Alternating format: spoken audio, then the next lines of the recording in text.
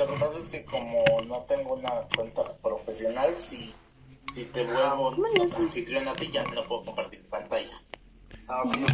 Sí, Ya. No pasa nada, aquí estoy. Ok, sigamos pues, ¿sí? Otra de las cosas importantes, vas a recordar un poco la parte anatómica del sistema nervioso, ¿sí? Ustedes recuerdan que tenemos dos hemisferios cerebrales, cada hemisferio cerebral está dividido en 4 lóbulos, el frontal, el parietal, el occipital y el temporal, que tenemos algunos surcos importantes, ¿no? El surco de Rolando, que divide el frontal del parietal, el surco de Silvio, que divide el frontal del temporal, y todos estos nos van a servir para delimitar diferentes áreas en el cerebro, ¿ok? De tal manera que, por ejemplo, nosotros sabemos que en el lóbulo frontal pues hay 3 giros importantes: el giro frontal superior, frontal medio, frontal inferior. A raíz de la cisura de Rolando o cisura central, podemos tener el giro anterior o precentral y el giro postcentral o posterior, ¿no? Y, por ejemplo, a nivel del lóbulo temporal también tenemos 2 cisuras. Ese es el surco temporal superior, ese es el surco temporal inferior, medio, perdón, y el surco temporal inferior está por aquí abajo, en la cara, se ve desde la cara inferior del cerebro. Y lo mismo, van a delimitar diferentes giros, ¿ok? Y esta división, vamos a poner el sistema nervioso central en diferentes giros, tiene su importancia cuando recordamos que cada área, y especialmente para lo que es la parte académica, ¿no? Porque hoy se sabe que es mucho más complejo que esto, ¿ok? Pero tenemos la facilidad de poder saber que diferentes áreas cerebrales van a estar relacionadas con diferentes funciones, y estas funciones pues van a explicar un poquito la clínica que presenta el paciente cuando presenta una lesión cerebral, ¿no? De tal manera que nosotros sabemos, por ejemplo, que la corteza primaria, de donde van a partir todas los axones, están las células piramidales de Betz, y donde van a partir los axones que van a dar toda la información motora voluntaria del cuerpo, pues van a partir del área precentral, ¿no? Por delante del surco de Rolando, que también corresponde con el área 4 de Brodmann, ¿sí? Y que de ahí va a salir todo esto. Digamos que por detrás del surco de Rolando están las áreas 3, 1 y 2 de Brodmann, que corresponden con la corteza somatosensorial primaria, donde van a recibir pues toda la información sensitiva o somestésica del cuerpo, ¿ok? Y así como esas, pues tenemos algunas otras áreas especializadas, ¿no?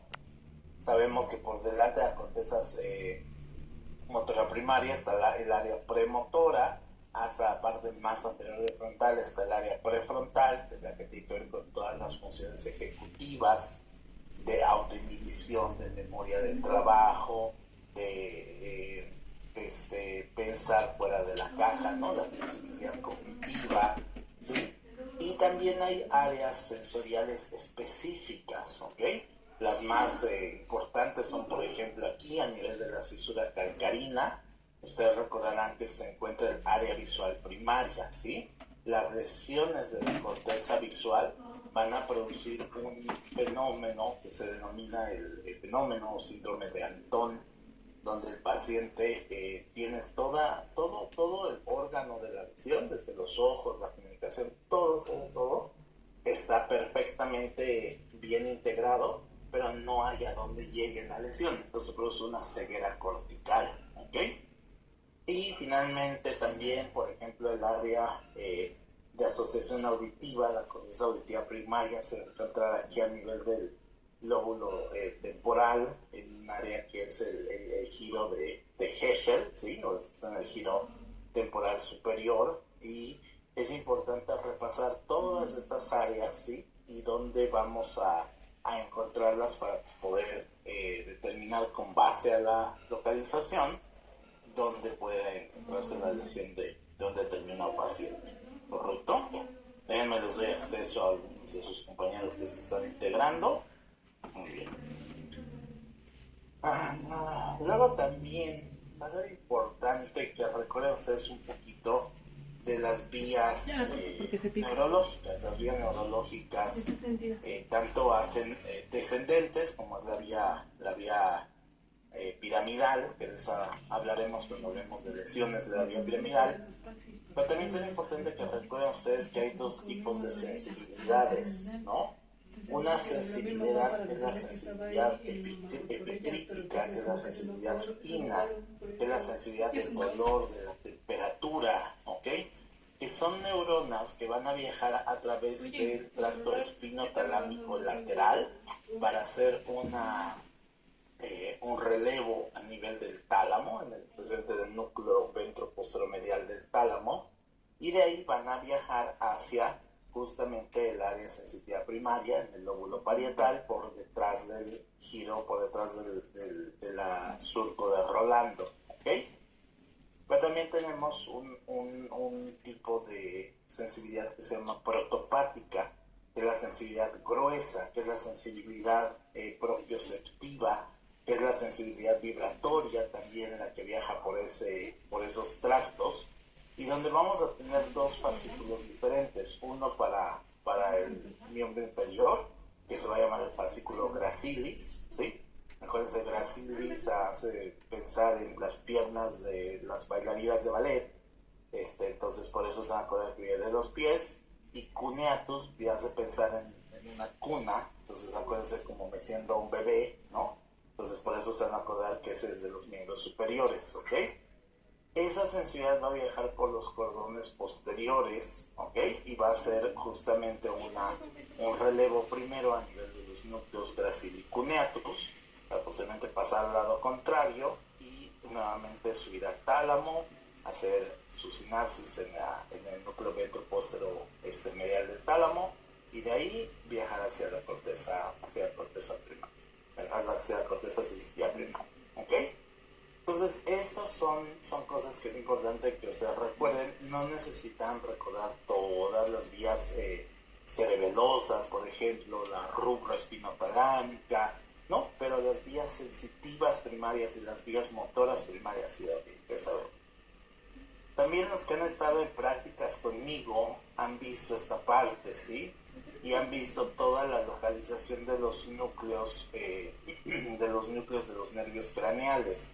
Pues saben ustedes que hay núcleos que van a estar localizados a nivel del mesencéfalo, que va a haber núcleos que van a estar localizados a nivel de la protuberancia, que el surco bulbo protuberancial es muy importante como el sitio de origen aparente de muchos nervios craneales, ¿sí?